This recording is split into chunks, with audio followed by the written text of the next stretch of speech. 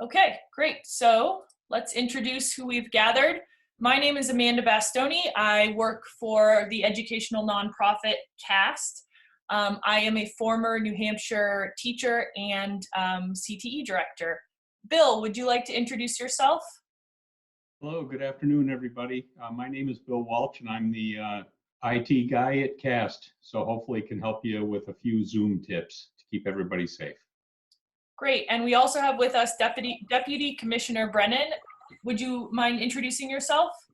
Sure. Good afternoon, everyone. Christine Brennan from the Department of Education, and I want to thank everyone for taking time at the end of their very intense day, I'm sure, to learn about this very, very important topic. Great. I also wanted to go over, as we start, just a few housekeeping rules for Zoom meetings. Some best practices. Once we remove the mute, once we are allowing people to ask questions, which will happen at the end of this meeting, please say your name before speaking. That's a very important accessibility feature to keep in mind. Another important thing to keep in mind is to make sure mute is off, as we said, and video might need to be off as well if we get a lot of feedback. It's important to remember that people can see your screen. So when you are conducting a Zoom meeting, just remember to keep that in mind. If you have questions, I see that the chat is lighting up already. If you have questions or comments, please feel free to put those in the chat as we move along. It's also important when you have a Zoom meeting, which Bill will go over in just a little bit, that you assess if the folks who are in the meeting are the right people. So Bill will teach us how to do that in just a little bit, if they're the people that you invited. So let's continue forward.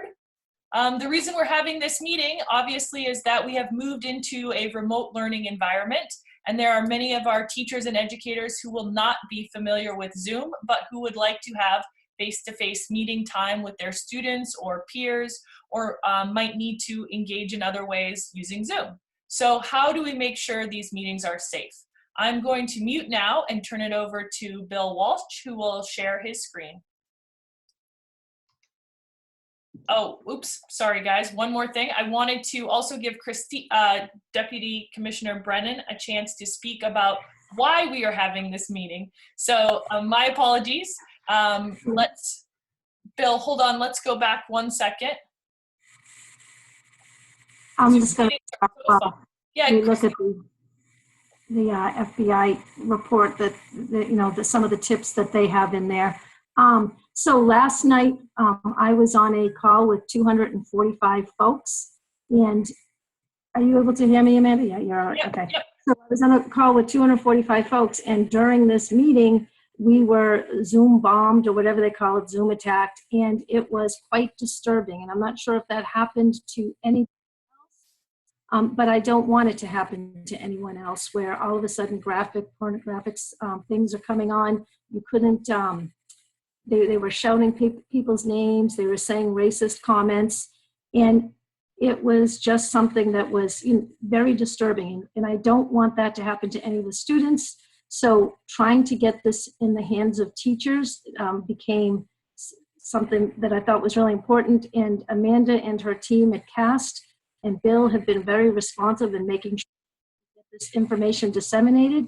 And they helped us with some of the HB 1612 stuff. So that's why this meeting's called. And hopefully we'll get lots of good feedback so we can make sure we can provide the field with the right kind of information.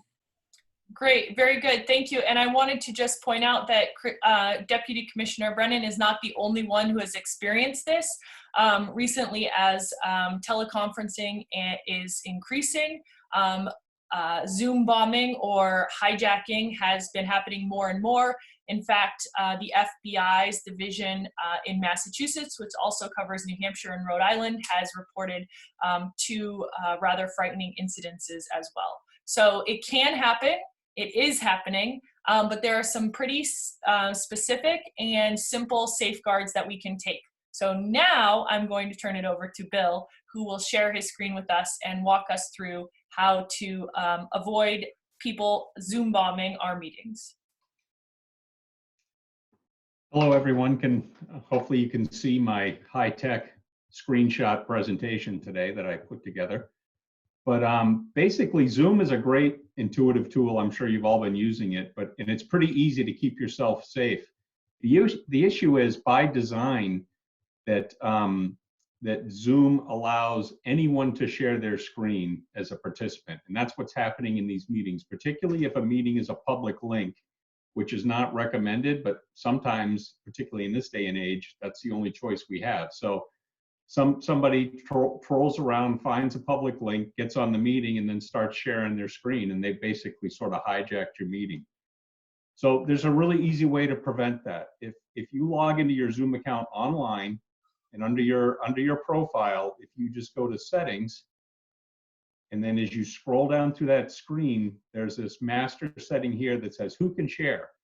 That by default is set to all participants. If you change that to host only, then nobody can share their screen. Now, sometimes you want people to share their screen. The good thing is I'm going to show you in a little bit, you can actually change that setting in the meeting itself once you're comfortable that everybody in the meeting is who they're supposed to be, and if people need to collaborate that way, you can change it on the fly. So when you actually, the other thing that you can really do, and we were chatting about this a little earlier before the meeting, particularly with classrooms, is you can enable something in Zoom called a waiting room.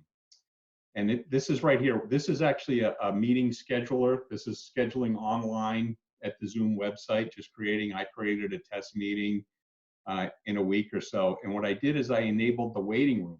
So what's going to happen is people join the meeting. They're not going to immediately have access and be able to share their screen or do anything. You're going to see them as a list in the participant pane in the actual Zoom software as the host. And it's up to you whether you want to admit them. So it could be a useful tool to, if it's a class list, you could just kind of double check and make sure you kind of recognize everyone there. So basically what happens is they first get a message waiting for the host to start the meeting if they've started early. And then this is a participant screen. They'll get this message, please wait, the meeting host will let you in soon. And that's all you have to do for, and this is my test meeting again that I had started on another PC. So it's a nice way to control who's coming into the meeting. Finally, to enable sharing, because again, that's a really powerful part of Zoom and something that you do want to do. In the Zoom software, you click this little caret next to share, click advanced sharing options, and you get this screen. Again, you get this pop-up during the meeting, and you just change that over to all participants, and then people can share again. Those are the only two options. Unfortunately, you can't just say this one person can share. It's kind of an all or nothing thing. Maybe that's something, if we all complain enough, Zoom will change it. But the one thing I do want to encourage people is, this kind of sounds scary, you know, somebody taking over your meeting. Remember, if it gets out of control, particularly with students, just hit the end meeting button as the host. That throws everybody out and ends it, and then you can kind of regroup from there. So does anybody have any questions?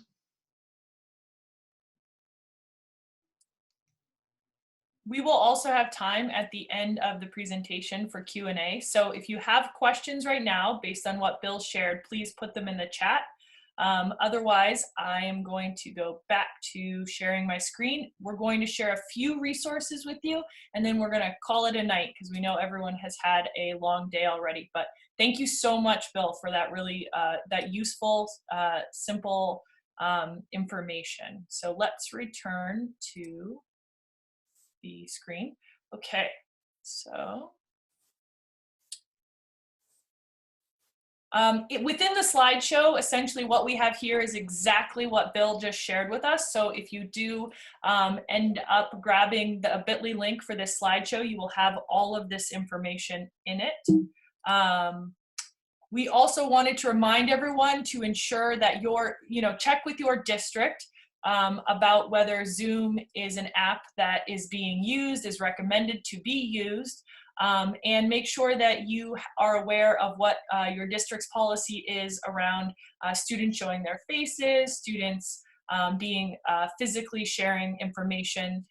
We did have recently a webinar on data security with Dan Dister, the Chief Security Officer for the state of New Hampshire, who just recommended that we remind students and teachers to keep folks who aren't in the meeting out. So for example, try to minimize your children running through the Zoom meeting or being seen that way. So here are the resources we wanted to share with you. Remember, these will be live through the bit.ly link. I do see that we have questions in the chat. Maybe I'll ask Christine to check on those while I'm going through these. Deputy Commissioner Brennan to check on those while I'm going through these resources. So the resources we've shared with you, this is a link to the NHCTO, which is an organization where you can ask questions you have about data security, any kind of questions around apps and security should go right to NHCTO. This is a link to the emergency order number 7, which allows, makes some changes so that districts can have reciprocity. So if there's an app that's been approved in your district, other districts do not have to go through the same hurdles to get that app approved for use in their district. So click on that if you have questions. We also have a link here to some FBI tips around using Zoom. And then finally, we have 2 more links for additional resources. One is newhampshirelearnsremotely.com, and the other is a link to Learning Design, which CAST is running as a PD platform for educators and administrators across New Hampshire. On the right, the last piece that we wanted to share with you is Dan Dister put together remote learning best practices and privacy security. This is a live link. Again, his top 10 tips for making sure that when we're online, we are keeping our data secure and private. So what to do if you're hijacked? Just want to remind everyone that if a meeting is hijacked or taken over, these are the resources to report to the FBI. Again, you would be reporting to the FBI's Boston division, which does cover New Hampshire, Rhode Island, and Vermont. Earlier, Deputy Commissioner Brennan, we were discussing some thoughts we were having about advice for districts if they are hijacked. Did you want to share anything with anyone here? Sure. I think first, if that does happen to you, what happened to me is first contact your superintendent and let them know right away. And I think superintendents, and we're probably going to talk about it as well, as making sure what letter they're going to be sending to parents. And I think that those are all local local decisions, and making sure that making sure that the superintendent knows, making sure that you have policies and that you know what the policies are and that you're following protocols. And I think that's about it. Amanda, what else did we say that was on there? Yeah, I think making sure that you're reporting to your local district is essential. Especially when we think about what kinds of meetings you might be having, and that the importance of that would rise dramatically, obviously, if students were involved. And then we said Dan Dister is another great resource to report to at the Department of Ed in New Hampshire. But really reaching out to the FBI, we do recommend that because we want to make sure that we've let everyone know about the incident, all the personnel who could help us figure out what's going on. So lastly, I wanted to leave time for questions and also a big thank you. I know that the Commissioner of Education sent out this letter, which was from Governor Sununu, thanking all the educators across the state. But just in case you missed that, this is a live link to that letter. And I think it just really, every time that I talk to educators in New Hampshire or educators across the country, I just want to remind them that they're doing an awesome job and that we really appreciate the efforts that they are doing. So I think now let's turn to the chat and see if there's any questions, unless Deputy Commissioner Brennan, you wanted to add anything? No, and I just wanted to reiterate what the governor is saying. I mean, this happened overnight, uncharted waters, and the educators and the school leaders have risen to the occasion because they are teachers. And I think it's really a time. Children and students love their teachers and see them as role models. And right now, we need to make sure that safety is number one, and we are all still mandated reporters. So I want to make sure that you're connecting with your students and families and doing a great job that you've always been doing. So thank you, and I have the same sentiment as the governor. Great. So Bill, we have a couple questions for you. And so one Yeah, I was looking is, at those. And yeah, I'm great. supposed to know all this, right? Yeah, well, let's see if you can help us out. Does using the waiting room mean you only let in people that can't join without permission? So I believe that everybody ends up in the waiting room. I have to be honest, I'm not 100% sure. I haven't tested that aspect of it. This is something I'm really learning on the fly because this has become such an issue with the way people use Zoom. But I believe everybody will just end up in the waiting room, and you can kind of control how to admit them. Okay. We can also crowdsource a little bit and see if anyone has some thoughts. But then I wanted to see Bill, if you have a waiting room set, but you do an email invite instead of setting up a meeting, will it skip the waiting room and allow you to just come right in? I have to be honest again, I haven't tested that feature. I've used waiting rooms in Microsoft Teams and everybody ends up in the waiting room, but I don't know how Zoom behaves. It may let you write in if you're an invited user. Okay, and Sarah Shore is sharing with everyone that Zoom is switching all meetings to having a waiting room as a default starting tonight. So I think that's great news. Zoom is obviously recognizing that educators, as well as others, are using Zoom more regularly and starting to put some safeguards in place. So thank you for sharing that, Sarah. Also, what about passwords? How do I turn on the chime that happens when people enter? That seems like a thing that would help me know if someone has entered without turning on their video. My chime happens automatically. I'm not sure, Bill, if there's a way to turn that off. I'd have to look at the settings, and I'm happy to get back and maybe we can post this somewhere because this is something, but I believe that may be a webinar feature, Amanda.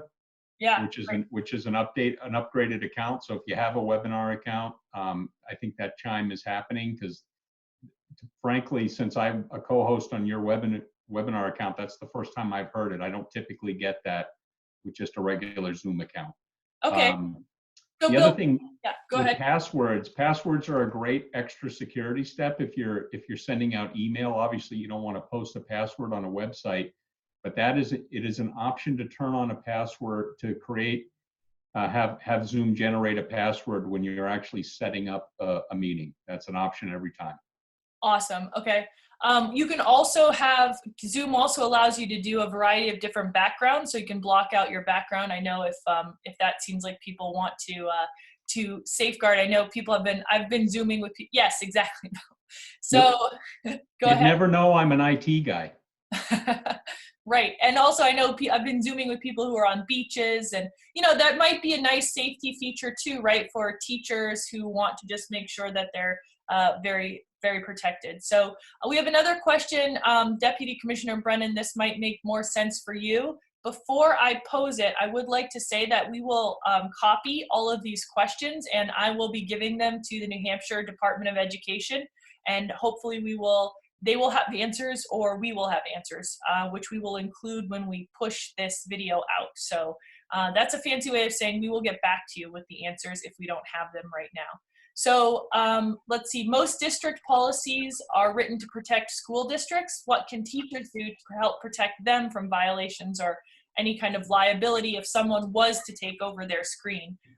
Deputy Commissioner Brennan, any thoughts on that? I really don't have a thought on that because I'm not looking at it from that lens. So I just want to make sure I understand the question. So you're asking, as a teacher, you're on this new frontier, and what protections, like, I think I need more information from the question. If you want to ask the question privately, and then maybe I can answer it a little bit better and get a little more context for it. Great, and we will record these and push them out and get answers. How do we know people in the waiting room are who they say they are? Bill, I'm assuming there isn't really a way to know that unless you were to include a password. Is that correct? Well, what there is in Zoom, and I'm exploring this, and we can perhaps get back there, is a way to authenticate users via an email that they have to prove that they are who they say they are. That adds a whole nother layer of security. I don't know if we want to go there depending on how big a problem is, but I'm going to explore how to do that. Okay. Great. And so what I'm thinking right now is we could have another webinar. I mean, I know a lot of folks are using Google Hangout, and we haven't even touched on the safety around Google Hangout. So, perhaps it's time to have another one of these meetings, but let's keep scrolling through questions. I would just remind everyone that if anything was to happen, I really appreciated what Bill said earlier, which was shut it down. Turn off the meeting, I think is a really important thing to remember. Someone here is asking, this meeting is restricted to 100 people. Yes, if you just are joining now because the meeting was restricted, we are recording and we will share this out. I was an invited member to a Zoom meeting today and I was sent to the waiting room. That's good. Although some kids do not have names in their accounts, so you don't always know who they are while they're in the waiting room. That's probably very true. Is Zoom HIPAA and FERPA compliant? Deputy Commissioner Brennan, I would like to turn this over to you, but I will say that we had a meeting with Dan Dister last week. He said that Zoom does meet some of the base level requirements as an app that can be used in New Hampshire. And he did say that if folks follow the steps that we outlined or this is the way he said it, if folks do not follow the steps outlined in this webinar, then Zoom is not a safe app to be using. That was his message, but Deputy Commissioner, have you received any further information from him? So because of the HB 1612, which is now RSA 18966 for if people want to go back and look at that. But basically the state's, the school district's requirements are much stricter than the state's requirements. So that's why if you look at the emergency rule number 7, that was waived. So we're saying that if other schools have gone through the vetting process of looking at applications and Zoom being one of them, Dan looked at some of the security and some of the things there. The Zoom is safe. Now, here's one of the issues that you're probably hearing is Zoom. In the news, we've heard that by what they're saying in their rules and their regulations and policies, that it's safe. But when they go and they don't follow this policy and are sharing with Facebook, I'm not sure what the monitoring process is, but according to what their rules and regulations are, yes, it was safe.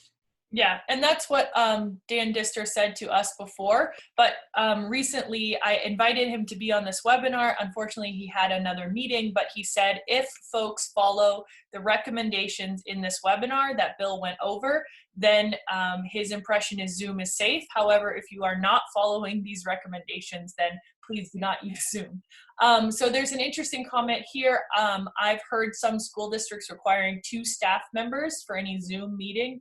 Is that something that that New Hampshire is recommending? It seems like a very interesting, recommendation. Deputy Commissioner Brennan, any thoughts on that? I have not heard it, but I think that as we're entering this new frontier, I think that looking at best practices and is probably a good idea, so that things aren't happening, because you can't record the meetings, so it might make sense. Okay, that was the next question is, I'm talking with friends around the country. Some people are required to record all their meetings. Other districts are told not to record. Deputy Commissioner, do you have any thoughts on whether we should or should not be recording? Yeah, you cannot be recording the meetings at this time. Okay, great, good to know. Dave L. has the last question here. Zoom is an opt-in program for students under age 13. Should districts provide an opt-out option if we're asking younger students to participate? Any thoughts on that, Deputy Commissioner?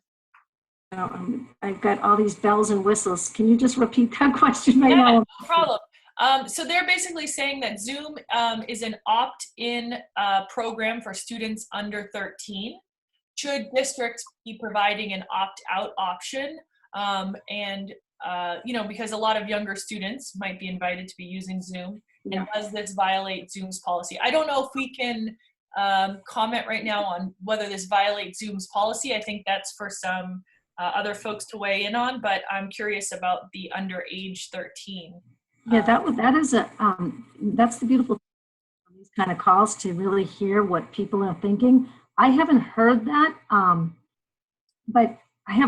so I'm just going to ponder it, and I don't for it at this time. But and I think that that's something that local school districts will be deciding, those kind of things. Okay, great. So we were hoping to keep this meeting to 30 minutes to respect everyone's time. So we have about 4 more minutes.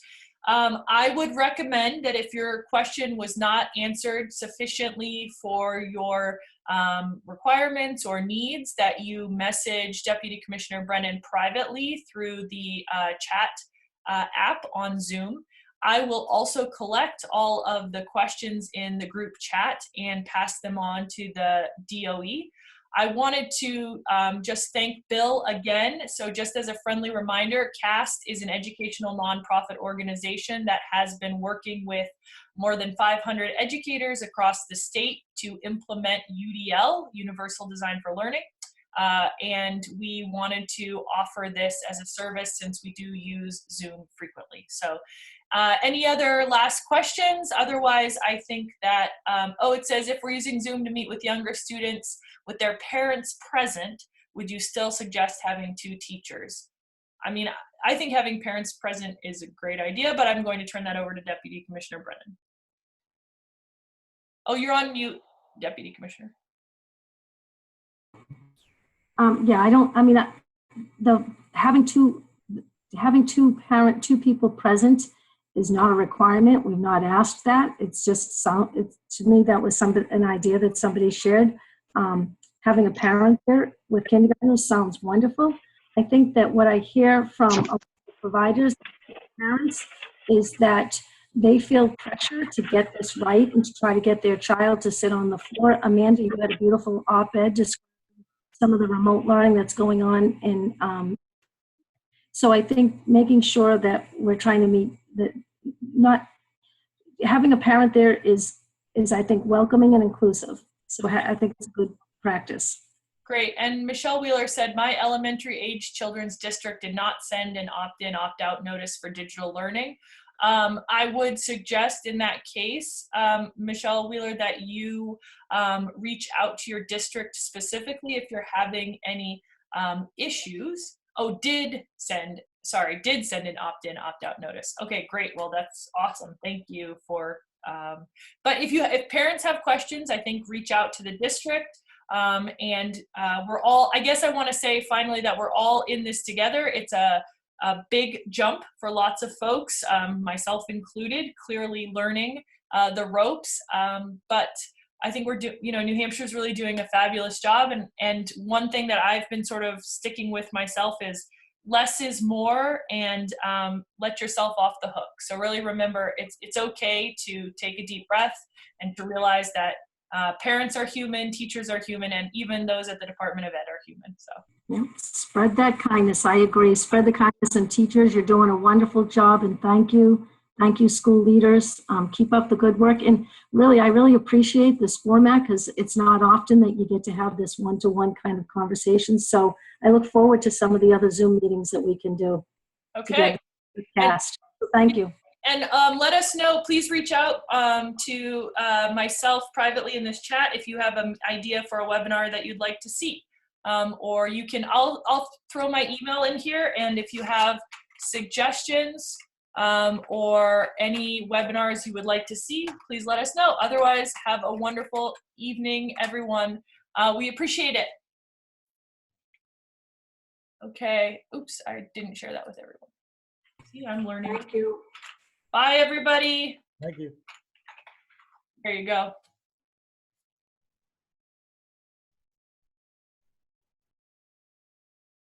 Okay.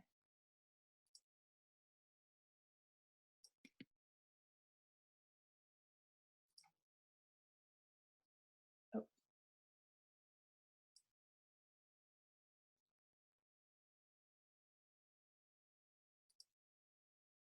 Okay, so I'm going to close the meeting, Bill and Deputy Commissioner Brennan. I just want to make sure that I have saved the chat so that I have the text so that I can let everyone know. Good. All right, I have the chat saved. So I'm going to end the meeting. Thank you, everyone. Bye-bye.